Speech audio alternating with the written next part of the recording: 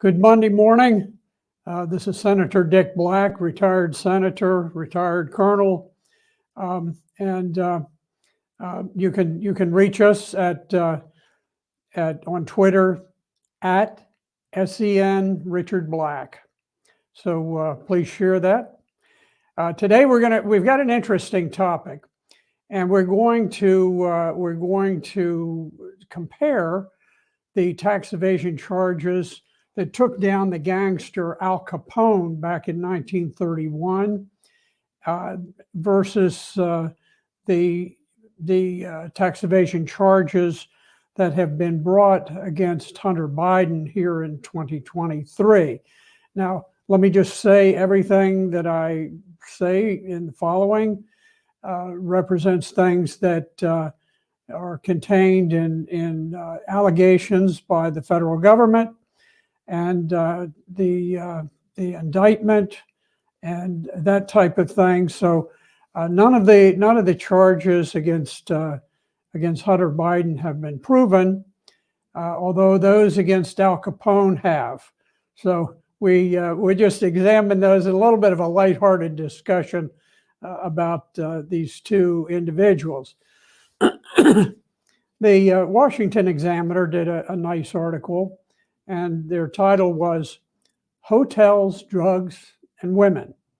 DOJ says Hunter Biden spent millions on everything but his taxes."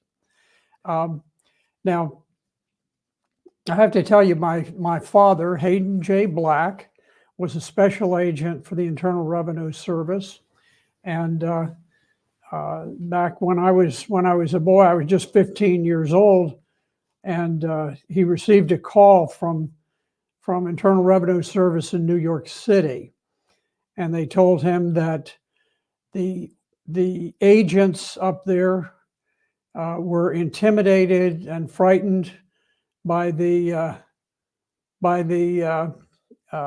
mafia. Mafia was a very frightening organization at the time, and they said that they had heard that my father was not easily intimidated, and they invited him to come up and to take over investigation of the mafia in New York City.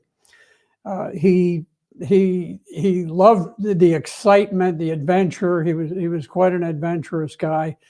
He volunteered. He went up there, and he had tremendous interactions with the mafia, with the mob. He hung out with there was a movie star up there, Peggy Lee. Peggy Lee was a very famous woman at the time, written up in the New York Times as like the greatest thing since sliced bread.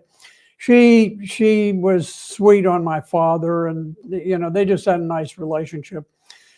But she was the girlfriend of a big mob boss, and so there was friction there, and they tried to intimidate my father. But Dad was very aware of the power of the Internal Revenue Service over the mob, and my father told me once. He said of the Internal Revenue Service that it was easy to set the mafia up for tax fraud.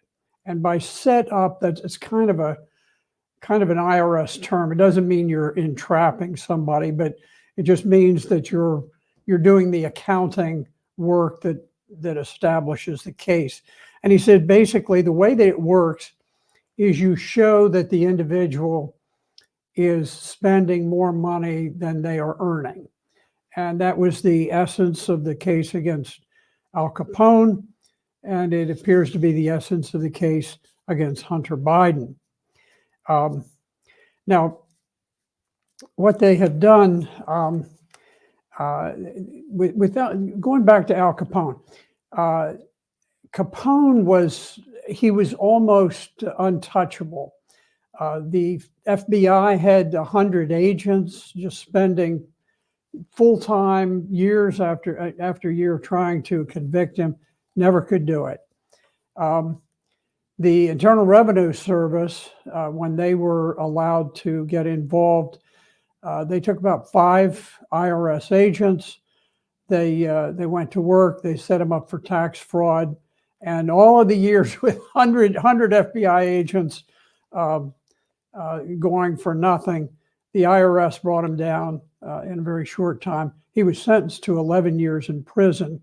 Now, the indictment, the federal indictment, was for tax evasion and bootlegging, but the judge decided it was very important to focus on the tax evasion, so he dismissed all of the bootlegging.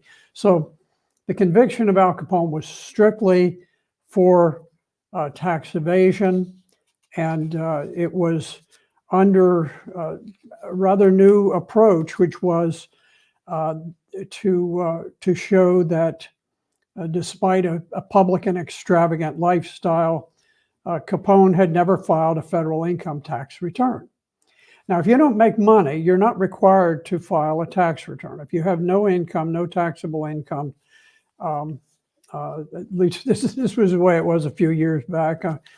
Don't accept what I'm saying as tax advice, but basically you're required to file if you have taxable income. Now, what they did, they proved the case against Al Capone by showing that he spent more than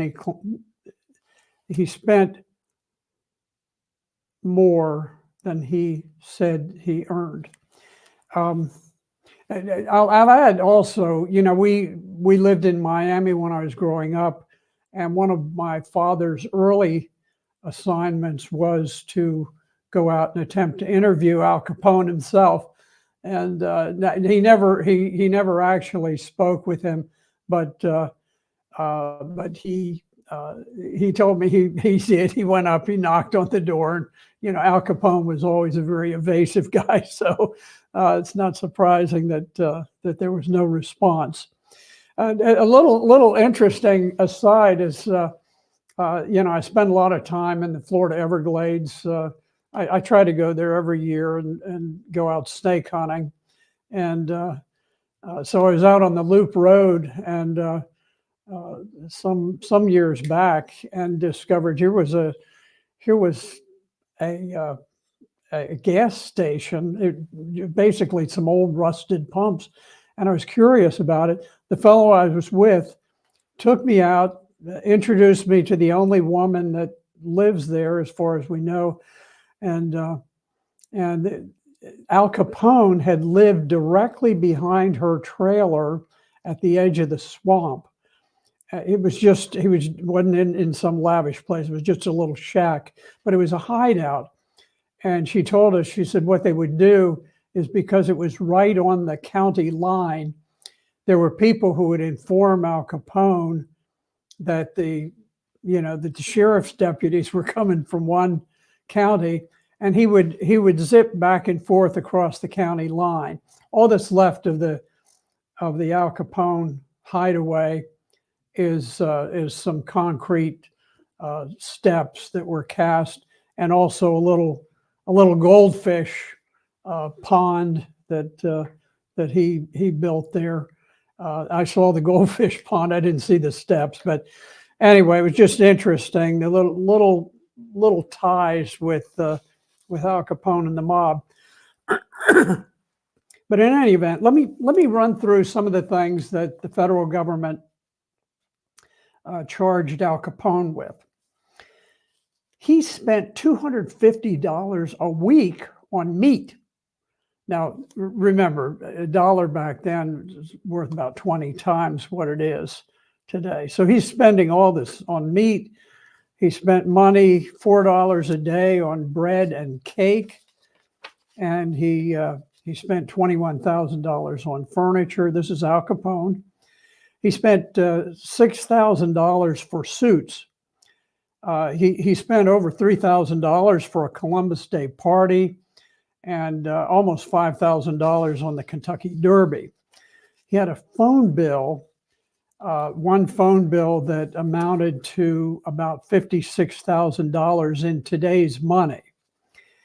He spent $40,000 on an estate, some land he owned, and he put $100,000 into improvements. He bought an armored car for $12,000.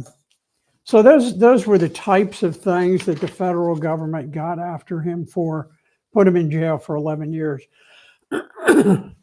Now compare this to Hunter Biden's alleged lavish expenses.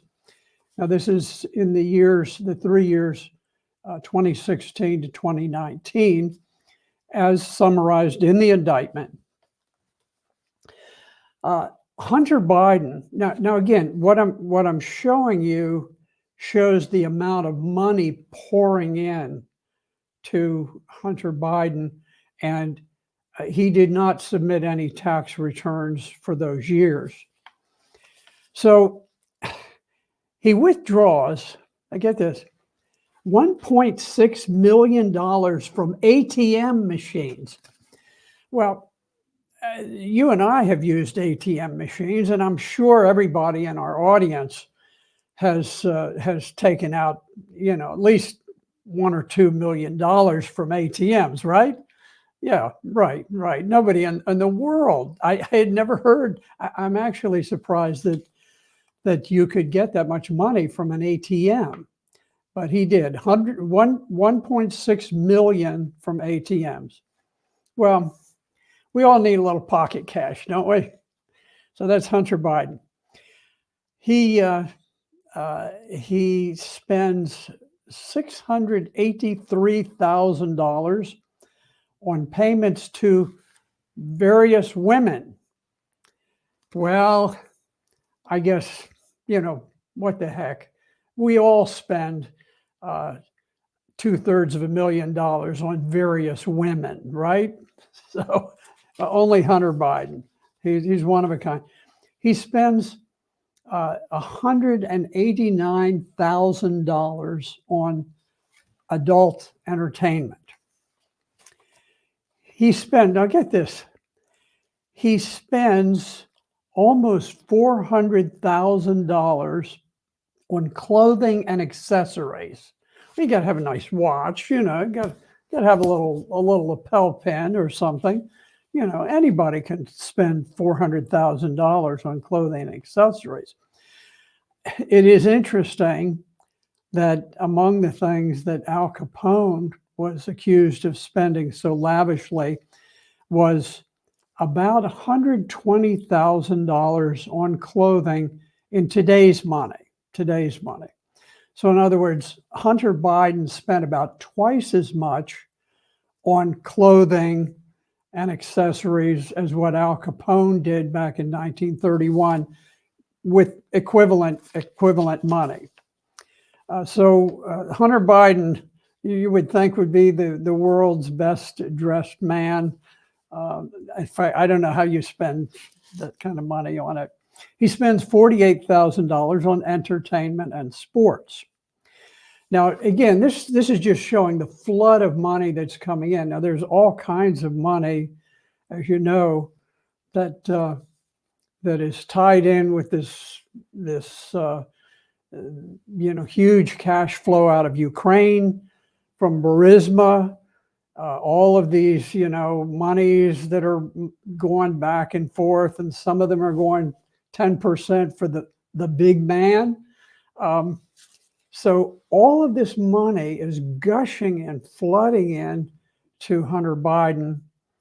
He doesn't pay any taxes. There's no taxes. Now, along comes the year 2018. Biden didn't file on time, but then for some reason he decided in 2020, I guess maybe the heat was on. I imagine he didn't file the return in 2018, but in 2020 he decided he's gonna set things right. Al Capone did something very similar. He actually tried to file a late return, and so according to the the prosecutor involved in 2020, he made false deductions to ease his tax burden.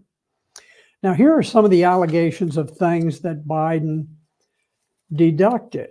In other words, he deducted these as business expenses, saying that it was legitimate, and that's the reason that his income was way low.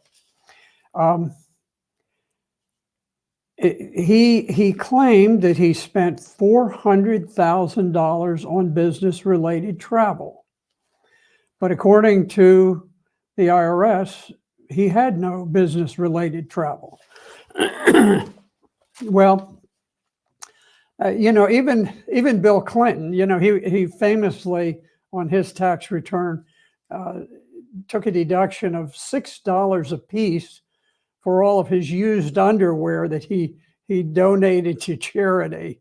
That must have been nice. I'm sure the homeless people wanted Bill Clinton's dirty underwear.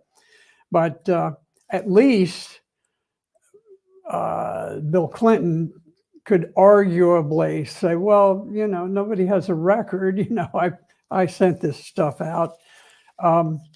And so, you actually, back in those days, Clinton could make a valid deduction. Now, it has to be legitimate, but people tended to fudge on that. This is a little different because with Hunter Biden, he's claiming he took $400,000 in business-related travel, but he had none.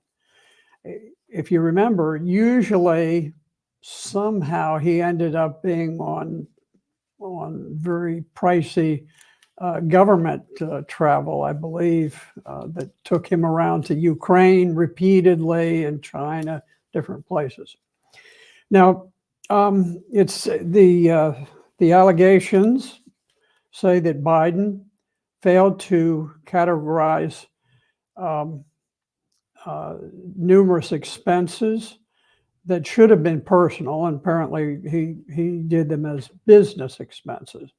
And here are some examples. One of these business expenses was $1,500 for an exotic dancer at a strip club. He described the transaction as artwork. If you remember, when he got enormous monies given to him, he took some paint and he put canvases up, and he'd suck up some paint out of a straw and he'd blow it, and he'd blow all this garbage all over the canvas, and then he called it art, and he was able to then sell this artwork for like $500,000 a piece, and and that was artwork. So I guess he also now has decided that he can claim an exotic strip dancer as an artist. He allegedly paid $11,500 for 2 nights with an escort. Now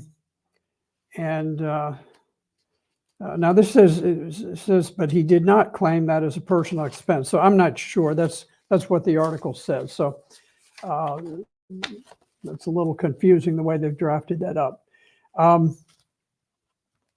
It also says that he claimed almost $4,000 to rent a Lamborghini as a business expense, and he said that he needed to drive that until his Porsche was shipped from the East Coast. Now, keep in mind, this is a guy, the Biden family. These are the blue collar guys, right? These are just like you and me. These are ordinary working class guys. So I know every truck driver in America, every policeman on the beat, every carpenter, every bricklayer. They all have to pay rent for their Lamborghinis, because you got to have a Lamborghini while you're waiting for your Porsche to be shipped from the East Coast, right? That only makes sense. Now, Hunter Biden allegedly falsely claimed that he spent $86,000 on wages. Well, according to the federal government, the payroll that he established actually provided health care benefits to 3 women that he had romantic or sexual relationships with. Now, I got to say, they might have built up $86,000 in medical expenses after having relationships with this guy. In any event, 3 of those women didn't work for him, and then apparently there was one that had a sexual relationship and worked as his personal assistant by running some errands for him. In any event, Biden wrote. It shows, the entitlement of the political class in America, particularly on the Democratic side. There is some of it that goes on the Republican side. Don't get me wrong. There is corruption among our elites of a degree that is just unbelievable to ordinary American people. And there's this sense that because of their power and the vast wealth that backs them up, they can do anything. So Hunter Biden writes and publishes a memoir. And in 2021, he writes this. This is kind of the height of the power of the Biden machine. And he writes the memoir entitled "Beautiful Things." And he talks about how in 2018, he was dominated by crack cocaine, using it 24 hours a day, smoking every 15 minutes, 7 days a week. You imagine what that cost? I'm sure that was somehow tied into all of the business expenses that he had. Biden wrote in his memoir that he poured money into thieves, junkies, petty dealers, over-the-hill strippers, con artists, and assorted hangers-on. Well, you can see from examining what's going on with this guy that how you talk about privilege. There is no white privilege. White people are just treated like dirt in this country, quite honestly. They're, the first fired, the last hired. There's always somebody who stands in line who gets a preference.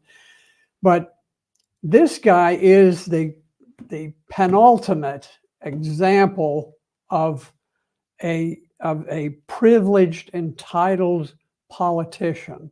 And there are a bunch of these connected people. And he boasts of it.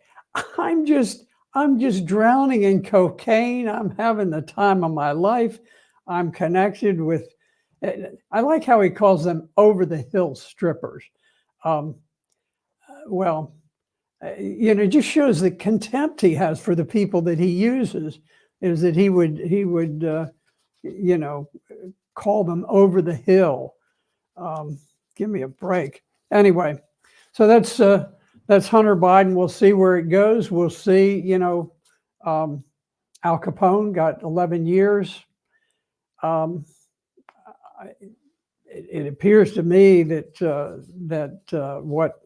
what Hunter Biden is involved in, and this is not even counting the massive corruption involving Ukraine, his father firing the prosecutor, the lead corruption prosecutor in Ukraine, and that ends up blocking what's taking place.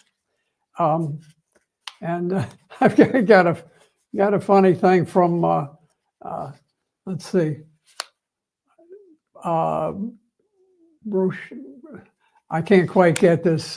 Mr. Farrow who he says, as an Italian person, these numbers are not particularly surprising.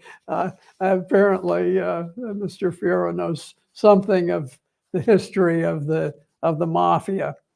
So, okay. Well, listen. I want to now. I'm just going to run through some issues that are in the news outside of this thing. The New York Post reported that on the 2nd of December, there was travel chaos worldwide as heavy snows blanketed European cities and Hawaiian peaks. Travel was halted because of the deadly early season storms. Flights grounded in Munich and Dublin. And Bavaria, which is a beautiful area of Germany, had the most snow that it has had since 1933. That was the year when Hitler was first elected, incidentally. Now, here's the beauty of this thing. You know, I think God has a sense of humor, and we have all of these elitists swarming to Dubai for a United Nations conference known as COP38. This is COP28. This is the 28th year that the globalists all convene to make wild claims, saying that the world is sweltering, the oceans are coming to get us, they're going to drown us all, and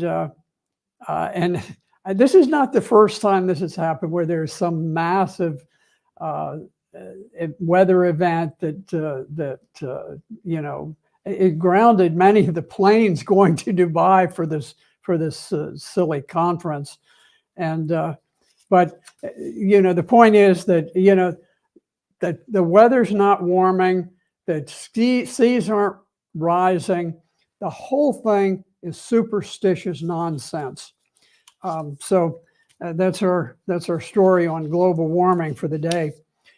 The next item I want to talk about, you know that Kiev, they call it Kyiv, I think they pronounce it Kyiv in Ukrainian.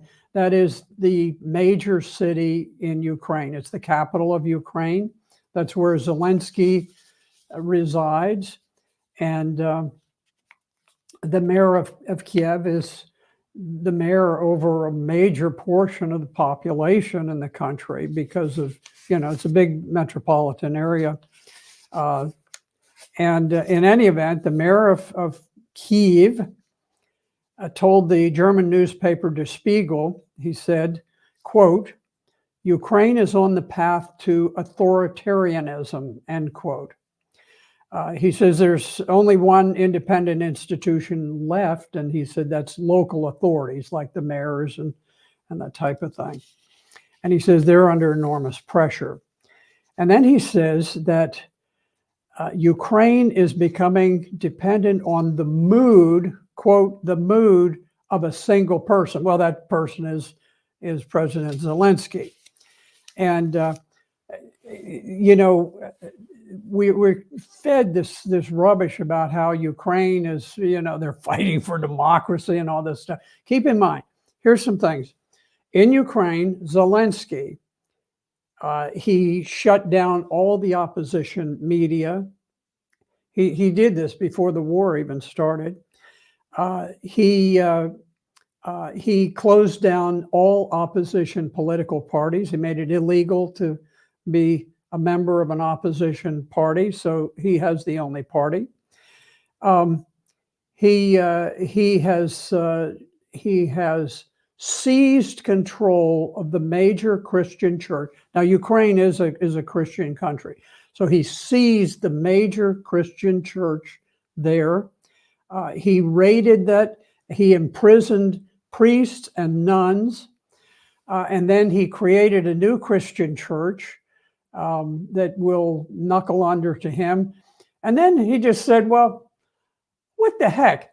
Let's change the date of Christmas. This is a guy, and this, you know, he's a Jewish fellow, and he decides we're going to change the date of Christmas. Well, why not? why not change the date of the birth of Christ? Um, and then, of course, his crowning glory as the great man of democracy is that he has outlawed all elections. There will be no elections until everyone becomes more happy with his performance, apparently. So anyway, that's the situation in Ukraine. Okay, the next topic I want to touch on is that I wanted to just talk about this a little. I keep hearing this claim made by all the China hawks, the ones that are building us up for the next great global conflict against China. And they constantly make this claim that China's Navy is larger than the US Navy. Now, that's a lie. That's an unequivocal lie. It's not really subject to dispute once you look at the facts. Here's the fact. The United States Navy has 4.5 million tons of shipping. That's the displacement of a ship. So you put the ship in the water. Anyway, that is the weight. It's also the weight of the ship. 4.5 million tons. China's Navy is 2.4 million tons, which is less than half of the tonnage of the US Navy. Now, the public is perennially misled by officials who cite the raw number of ships. Okay, there is a difference between a rowboat and a supertanker.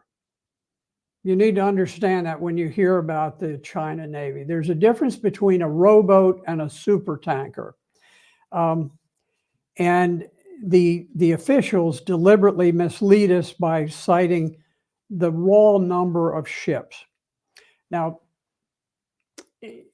I can't really express the magnitude of American aircraft carriers. These are gargantuan ships. I think they're like a fifth of a mile long. They're enormous, and the U.S. and of course they have a great many jet aircraft. They have some helicopters aboard. They have a Marine detachment. Well, the United States has 11 of these aircraft carriers, and it's not just one carrier, because you have all of the submarines, all of the destroyers, cruisers, and various ships that go along as this vast protective net around each one of these carriers. So you talk about carrier task forces. It's not just a carrier that goes off alone. It's a whole subset of ships. These aircraft carriers are used to project offensive power, American offensive power across the globe. Now, it's not that China and Russia don't have some, but unlike the United States, which has 11, they only have 4 combined between the two of them. And they're very backward, primitive aircraft carriers. They're not truly combat effective. I've watched over the years that I studied the Syrian war, and Russia from time to time would dispatch its only carrier to assist in fighting against Al Qaeda, but it never would last long. And I think it may have been permanently mothballed at this point. It just was never a very effective ship. Okay, so just remember, when you hear all these wild claims about the China situation with the Navy, it's false. Okay, let me turn to a different topic. Nikki Haley has been getting a lot of attention. I see her on Fox News, and she's making all of these strong comments and so forth. You need to understand, she is the deep state candidate for president. The global billionaires want somebody who will initiate new wars and generate these vast sums of money. Some of these globalist families, and I won't name them, but they have access to the wealth of King Solomon. I mean, just wealth beyond anything that I'm able to comprehend or you're able to comprehend. And the way that they do it, one of the most profitable enterprises in the world is war. And so Nikki Haley, it's interesting. You can very quickly look up Nikki Haley's ties to the defense industry. Here's an article by Li Fang. It's in Substack, and the article is entitled "Nikki Haley's Sudden Wealth Rooted in Weapons." And it begins to say, the former UN ambassador went from virtually no savings in 2017 to a small fortune, in part from defense contracting and war advocacy ties. Now, that's according to Li Fang. I don't know the details. During the debates, Mr. Ramaswamy, who's really a very impressive individual in some way, he got up there, held up a sign, "Nikki Haley equals corrupt." Let's see here. Okay, here's another one. This is from CNBC. Haley's Wall Street donor surge draws fire at the GOP debate. And it says DeSantis seized on Haley's big money donors, some of whom have backed Democrats and progressives. And in any event, the radical left is all in for Nikki Haley, because they've got to have this constant stream of cash flowing in from the blood of Libyans, the blood of Syrians, the blood of sometimes Palestinians, the blood of Ukrainians, the blood of Russians. It's that's the source of their wealth. Here's another one, Upward News. Nikki Haley funded by the military-industrial complex. And it goes on and on. But in any event, she is definitely all about war. Anytime that there is some sort of a dispute between the United States and whatever country, she's ready for war. It's time, send the little people off, let them die. Let the little people in other countries die. Let's bomb them. Let's destroy everything that they own. Let's cause the death of their families, their children.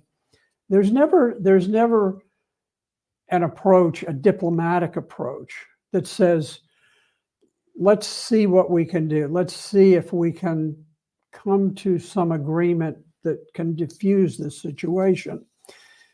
Because, people like these, they don't go and die. Now, my blood is dumped all over the ground in South Vietnam, and I've dragged the bodies of dozens of Marine infantrymen, riflemen, machine gunners, mortar men, radio men. I have dragged them physically from the rice paddies and from the jungle trails, and I know who they are. I know them, and I know the tremendous heroism with which they fought. But I also know that these deep state people, these people who are members of the political establishment and elite, they don't give a rip about it, because their kids don't serve. They're not on the front lines. So in any event, we know that Nikki Haley's backers want her to be the vice president. Since it doesn't look like she can be the president, they want her as the backup. And I'm going to tell you, better watch out. If Trump makes Nikki Haley his vice president, his life won't be worth a plug nickel. And I'm not saying she would do something, but I'm saying that her backers, the chances that one of them runs into a situation like John Kennedy did, where somebody blows his brains out, distinct possibility. One of the smartest things that Joe Biden ever did was to select a vice president that nobody likes and nobody wants to make the president. Okay, I'm gonna have one more comment and then I'll call it quits. You've all been seeing more and more talk about UFOs. We actually have the federal government now trying to hype up this business about UFOs. These are people who are trying to distract people into, following these rat holes about, UFOs and how they can defy the laws of physics. Well, baloney. Just because people see things that they don't understand does not mean that little green men from Mars are coming. If the sightings defy the laws of physics, then they're bunk. The laws of physics are one of the few things that we know with accuracy and with truth. So don't get distracted. I've known some good people who were very sincere in their belief about UFOs. And one fellow in particular that I had just a great affection for, is one of my dearest friends. But I have seen things that seemed really strange. I was once flying on a night navigation flight. I was alone flying a T-28, kind of a World War II fighter plane type of plane, and I'm in the dark, and I look out in the total blackness, and all you can see is the lights from the ground. And then I noticed what appeared to be an aircraft. And the aircraft, the aircraft have a red and a green light, one on one wing, one on the other. And so I looked out, and here were red and green light far in the distance, very, very close together. So I took note of it. I thought, I got to watch out for this plane. And so I'm looking at my instrument panel. I'm making calculations on my map. I'm making radio calls to various navigation sites, and it's all dark. It's all pitch black. And then I look up again, and all of a sudden I notice that the green and the red light have become much wider apart, which was kind of stunning.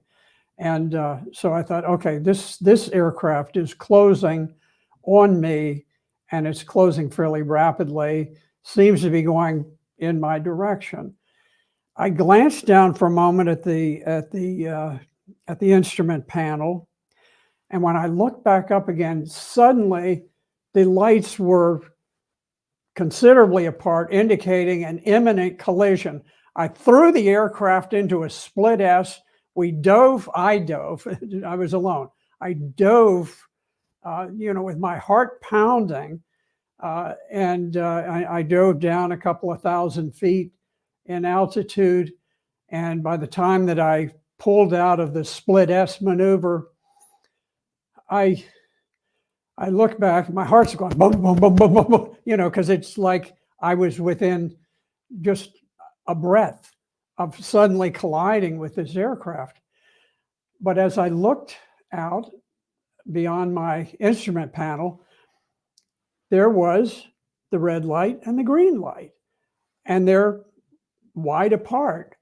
And of course, I know, at 2,000 feet altitude that I've just lost, that this is just not rational. It doesn't make sense. So I watched the lights for a while, and it took me some moment. When I saw them after diving and I saw them in the same position, I knew that I was not colliding, but I didn't yet understand it. But as I looked at it, and as I continued flying on the course that I was headed, I began to notice gradual expansion. And then I, at a certain point, I realized that the red light was from a radio tower. And now red lights are not that rare, but green lights are very rare when you see them from the air. But there was a green light, and I forget what it was, but it was something on the ground. And with the direction that I was headed, on my heading, these two things were almost in perfect alignment, not precisely, but as I flew miles and miles and miles towards them, the tiny difference in our alignment became greater.